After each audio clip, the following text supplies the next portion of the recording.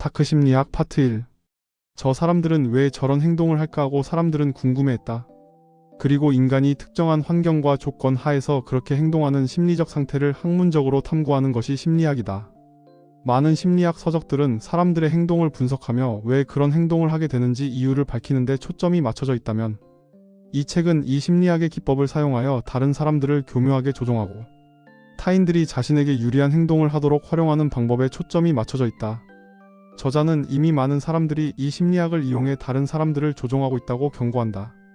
그는 심리 조종 기법을 모르면 평생 당한다며, 이것을 배워야 하는 것은 선택의 문제가 아니라 생존의 문제라고 말한다. 그렇다면 다크 심리학이란 무엇일까? 다크 심리학은 인간 심리의 어두운 면을 다루는 기술이다.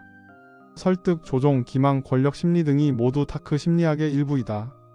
그것은 우리가 살아가는 모든 관계 속에서 이미 작동한다. 지금도 우리 곁에 앉아있는 가장 가까운 사람의 손끝에서도 쓰이고 있다. 많은 사람들은 자신이 절대 속지 않을 거라 장담한다. 그러나 수많은 연구는 인간이 쉽게 조종당한다는 참혹한 결과를 보여준다. 심리전은 전쟁터에서만 벌어지는 것이 아니다. 이미 모든 곳에 평범을 가장하고 스며들어 있다. 다크 심리학은 도구다. 이것은 칼처럼 쓰인다. 보이지 않는 이 칼은 사람을 죽이기도 하고 살리기도 한다. 우리는 이 어둠의 기술에 속수무책으로 당할 것인지 아니면 이 기술을 손에 넣을지를 선택해야 한다. 다른 심리학 서적들과는 다른 관점으로 다가가는 이 책은 과연 어떤 심리 기법들을 다루고 있는지 살펴보자. 일부. 조종이 작동하는 인간의 조건. 인간의 사고는 중립적이지 않다. 태어나는 순간부터 우리의 정신은 늘 두 가지 근본적인 본능 사이를 왔다 갔다 한다. 하나는 살아남아야 한다는 생존 본능이고, 다른 하나는 타인을 내 의도대로 움직이려는 영향력이라는 욕망이다. 이 두 가지 본능은 우리의 모든 행동과 판단을 지배한다. 인간은 생존을 위해 타인을 설득하고 유도하는 미묘한 기술이 필요했고, 이 오래된 인간의 습성이 현대에도 그대로 남아있다. 그리고 대부분의 사람들 역시 이런 욕구를 가지고 있다. 다크 심리학 사용자는 단순한 호의를 가장하고 상대방의 반응을 관찰하고 상황을 자신에게 유리한 방향으로 이끌어가려고 한다. 이런 조종자들은 결코 복잡한 논리나 화려한 설득술에 의존하지 않는다. 그들은 대상의 마음속 깊은 곳에 강력한 버튼을 찾는다. 이 버튼은 의식이 아니라 무의식에 직접 연결되어 있는 심리적 스위치다. 인간은 태어나면서부터 무의식을 가지고 태어난다. 무의식은 언어를 모른다. 감정이 무의식에 관련된 언어이다. 차츰 성장하며 인간은 언어를 배우고 의식이 자라나게 된다. 인간의 의식이 물 밖으로 나와 있는 빙산의 일각이라면, 무의식은 물 아래 감추어진 거대한 얼음 덩어리라고 볼 수 있다. 그리고 다크 심리학 사용자는 먹잇감의 의식이 움직이기 전에 본능적으로 꿈틀대는 무의식에 연결된 스위치를 건드린다. 인간의 뇌는 많은 에너지를 소모하는 기관이다. 모든 상황을 꼼꼼하게 분석하게 된다면 뇌는 엄청난 에너지를 소모하게 되므로, 인간은 생존과 관계된 상황이 주어지면 뇌의 복잡한 분석 대신 이미 뇌에 프로그래밍된 방식대로 행동하도록 진화되었다.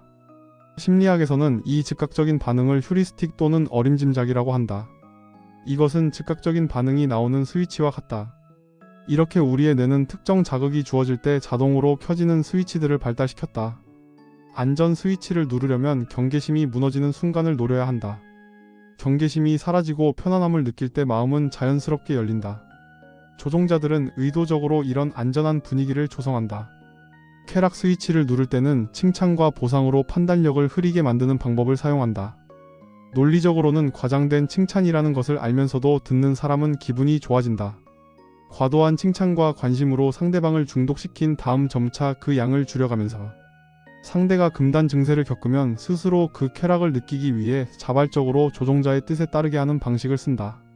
공포 스위치는 위기 앞에서 상대의 이성을 마비시키는 원시적 반응을 일으키고 자극한다. 특히 인간은 사회적 동물이기 때문에 사회적 배제에 대한 공포에 취약하다. 상대만 무리해서 고립되어 따돌림 받게 될 거라는 공포를 심어주며 상대가 이성적인 판단을 하지 못하게 만든다. 공포 스위치를 켜는 공포 마케팅은 다양한 분야에서 활용되고 있다. 제약회사의 약품 광고에서부터 보험 광고에도 공포 스위치를 눌러 사람들이 이성적인 판단을 멈추게 하여 본능을 자극한다. 인간은 근본적으로 한계가 있어서 마음만 먹으면 얼마든지 조종이 가능한 존재이다. 또한 모든 정보에는 제공자의 의도가 스며들어 있고 우리는 그 의도가 만든 프레임 안에서 판단을 하게 된다. 정보를 제공하는 자의 의도에 따라 편향적으로 치우친 정보가 제공될 수 있고, 특정 이미지를 가지고 있는 단어를 사용함으로써 강력한 프레임을 씌워 정보를 제공할 수 있다. 이때 정보를 제공하는 사람이 심리학에 정통한 사람이라면 대상은 정보 제공자의 의도에 따라갈 확률이 높다. 심리학 용어 중에는 손실 회피 편향이란 것이 있다. 100만 원을 딸 수도 있는 모험에 뛰어들기보다는 가지고 있는 돈을 잃는 것이 더 큰 고통으로 여겨진다는 점이다. 이를 조종자들이 이용하면 특정 제품을 홍보할 때 얻게 되는 이익보다는 고객이 잃게 될 위험에 대한 것을 강조하며 대상을 조종한다. 이 기회를 놓치면 다시는 이런 기회는 오지 않아. 이걸 놓치면 손해야. 이런 식으로 대상이 잃게 될 수도 있는 것들을 강조하여 손실에 대한 부분을 건드리는 방식이다. 결국 우리는 모두 조종 가능한 존재이다. 중요한 것은 그 사실을 인정하고 누가 우리를 어떻게 조종하려 하는지를 파악하는 것이다. 무의식의 틈. 우리는 하루에도 수십 번씩 논리적 분석이란 이름으로 판단을 한다고 생각하지만 사실은 무의식이 자동으로 반응하는 경우가 대부분이다. 경험과 직감 등으로 빠르게 결론을 내리고 이 과정에서 주어진 정보는 필연적으로 걸러지고 재해석되고 왜곡된다. 뇌의 에너지를 절약하는 방향으로 진화되어 온 결과 휴리스틱에 의해 다양한 인지 편향이 발생한다. 심리학자 데니얼 카너먼과 아모스 트버스키는 전망 이론에서 인간은 이익보다 손실에 훨씬 더 민감하다고 밝혔다. 누군가를 설득하려면 얻게 되는 이익보다 잃게 될 것들을 강조하는 것이 효과적이라는 점이다. 확증 편향이란 자신이 믿고 있는 것과 일치하는 정보만 선별적으로 받아들이는 심리적 오류이다. 최근에 스마트폰은 이런 확증 편향을 더 고착시키는 역할을 하고 있다. 동영상 앱인 유튜브 등에 사용되는 알고리즘이 사용자가 선호하는 종류의 영상을 학습하여 비슷한 영상만 화면에 뜨도록 만들어 사용자가 선호하는 방향으로 확증 편향이 더욱 강화되고 있다. 누군가와 협의를 하게 되면 처음 제시한 조건이 너무 터무니없이 제시되는 경우를 많이 보게 된다. 이 효과는 앵커링 효과 또는 단내림 효과라고 한다. 이것은 처음 제시된 정보가 이후 모든 판단의 기준이 되는 현상이다. 교통사고로 합의를 해야 하는 경우 가해자가 먼저 금액을 제시하게 되면 합의를 하는 과정에서 제시한 금액을 기준으로 하여 협상이 이루어진다. 이처럼 단내림 효과는 상당히 중요하다. 또 한 가지 대단히 일반적인 오류 중 하나는 성급한 일반화의 오류와 같은 대표성 휴리스틱이다. 복잡한 분석 대신 간단한 패턴에 의존해 일반화를 시키는 오류이다.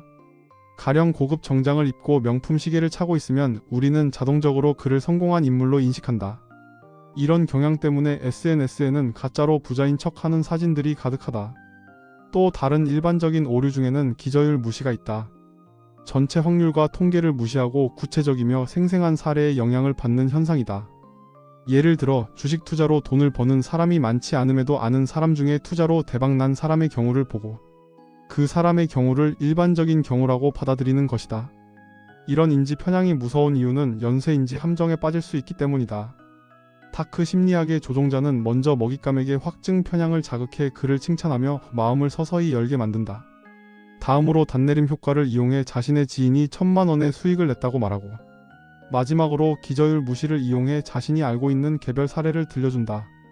이렇게 인간의 인지 편향을 연달아 사용하면 상당히 똑똑하다고 자부하던 사람들도 속수무책으로 그 말에 현혹되기 쉽다. 조종자가 짜놓은 프레임에 들어온 사람들은 자기 스스로 그러한 결정을 합리적으로 내렸다고 생각하고 오히려 그런 선택이 대단히 현명한 결정이라고 믿게 된다. 우리의 뇌는 완벽한 논리 기계가 아니다. 편향으로 가득 찬 감정적 동물의 뇌이다.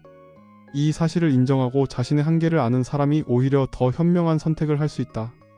인간의 감정 반응은 생각보다 훨씬 더 신속하다. 위협을 인식하는 순간 뇌의 편도체는 이성적 판단을 담당하는 전두엽보다 훨씬 먼저 반응한다. 그리고 다크 심리학은 바로 이 생각과 감정의 속도 차이를 노린다.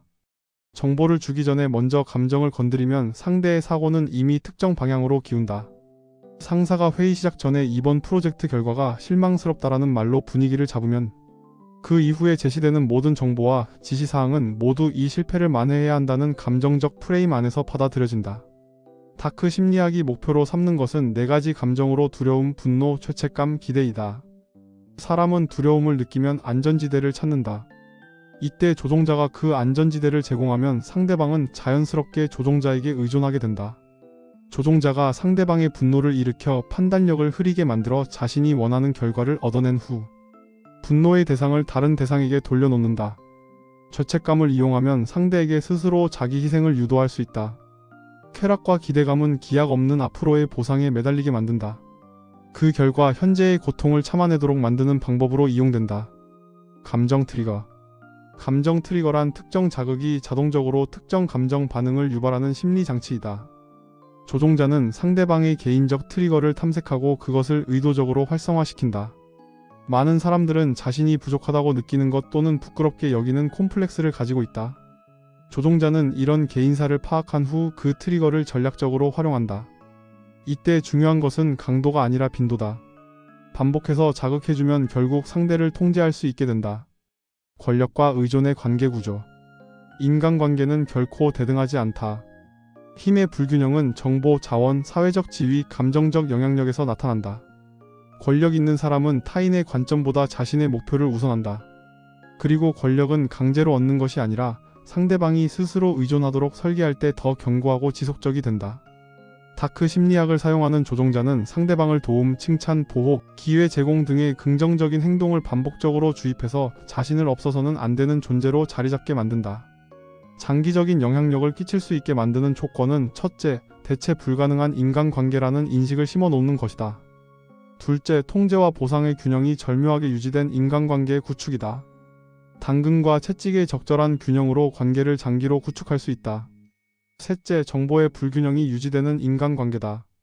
상대방의 해결책을 외부에서 찾을 수 없게 만들어 심리적 탈출구를 자연스럽게 차단하는 방식이다. 이렇게 장기적인 의존관계를 형성하여 상대가 스스로 원하는 일이라고 믿을 때 그 권력은 완성된다. 2부. 인지조작의 기술. 사람은 정보를 사실로 받아들일 때 정보가 어떻게 제시되는가에 따라 다르게 반응한다. 같은 내용이라도 표현이 달라지면 전혀 다른 판단을 내린다. 이것을 심리학에서는 프레이밍 효과라고 한다. 1981년 트버스키와 데니얼 카너먼이 실시한 연구 결과가 있다. 수술 성공률 90%라고 들은 집단은 수술 여부를 긍정적으로 판단했고, 수술 실패율 10%라고 들은 집단은 수술을 받지 않으려고 했다. 논리적으로 완전히 같은 정보였지만 환자들의 결론은 정반대였다. 일상에서도 이런 일이 끊임없이 벌어진다. 그러므로 우리가 당연하다고 생각하는 그 판단이 사실은 누군가 특정한 방식으로 포장해서 제시한 정보에 기반한 것은 아닐지를 따져봐야 한다. 프레이밍의 위력을 높이는 정교한 기술들이 있다. 첫째, 결정 기준을 고정시키는 언어를 사용하는 것이다. 사람들이 정보를 받을 때 동시에 그 정보를 평가할 기준도 함께 받는다. 상대방의 선택의 틀을 제한하는 단어를 제시하여 그 안에서 생각하도록 유도한다. 예를 들어 직장에서 상사가 팀원들에게 팀워크를 위해라는 프레임을 제시하면 그 이후 판단의 기준이 팀에 도움이 되는가로 한정된다. 그리고 선택지를 제시할 때는 조종자는 상대방이 골랐으면 하는 것을 맨 나중에 제시하여 순서를 조정할 수도 있다. 제일 먼저 제시하는 조건은 대상자가 판단할 때 기준점으로 작용하게 된다. 예를 들면 팀장이 팀원들에게 다음과 같이 말을 한다고 치자. 다른 팀은 매일 야근을 하고 있는데 우리 팀은 이틀만 야근하자. 이렇게 처음 제시한 정보의 프레임에 갇혀 뒤에 제안한 것은 비교적 받아들이기 쉬운 것으로 사람들은 생각하게 된다. 또한 수치와 통계가 있더라도 자신이 원하는 결과를 얻어내기 쉬운 수치를 제시할 수 있다. 가령 투자로 수익을 본 사람이 80%일 경우에 투자를 제안하는 경우에는 투자로 수익을 낸 사람이 10명 중 8명이라고 전하고, 반대로 투자를 말리려는 경우에는 20%의 사람들이 손실을 입는다는 정보를 제시하는 것이다. 이 프레이밍 기법은 보험 설계사에서부터 홈쇼핑에까지 다양한 실생활에서 사용되고 있다. 프레이밍은 상당히 강력한 도구이지만 남용을 하면 오히려 불안과 불신을 유발하여 관계를 해칠 수 있다. 프레이밍을 효과적으로 사용하는 방법은 상대가 그것이 프레이밍이라는 것을 인식하지 못할 정도로 자연스럽고 상대방에게도 도움이 되는 방향으로 설정되도록 하는 것이다. 시선을 돌리는 기술. 상대를 직접 조종하려 하지 않고 자연스럽게 상대가 주목하는 기준점을 바꾸는 것이 효과적이다. 심리적 초점 조작의 대표적인 전략 중에서 첫 번째 방법은 단내림 효과를 활용하는 것이다. 선택지를 주는 것처럼 하면서 실제로는 범위를 제한해 상대를 특정 길로만 가도록 만든다. 이 선택지를 제한하는 기법은 반복적으로 사용하면 패턴이 드러나서 의심을 받게 된다. 두 번째 방법은 극단적인 선택지를 맨 처음 제시하는 방법이다.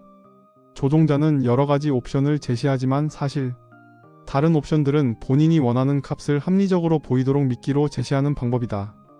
그리고 이 미끼들은 비교적 앞에 제시하는 것이 좋다. 조종자가 원하는 값은 제일 나중에 배치하여 상대방이 선택하기 제일 쉽도록 배치하는 방식이다. 다수의 선택 활용하기.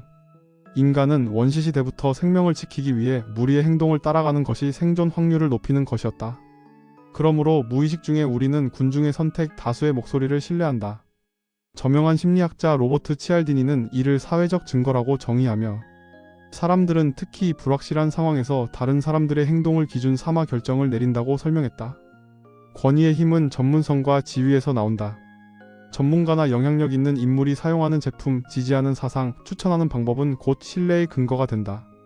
사람들은 무엇을 말했는가 보다 누가 말했는가에 더 크게 영향을 받는다. 그래서 권위를 활용하는 순간 같은 말도 훨씬 무게감 있게 들리게 된다. 조종자는 또한 다수가 선택했다는 점을 이용한다.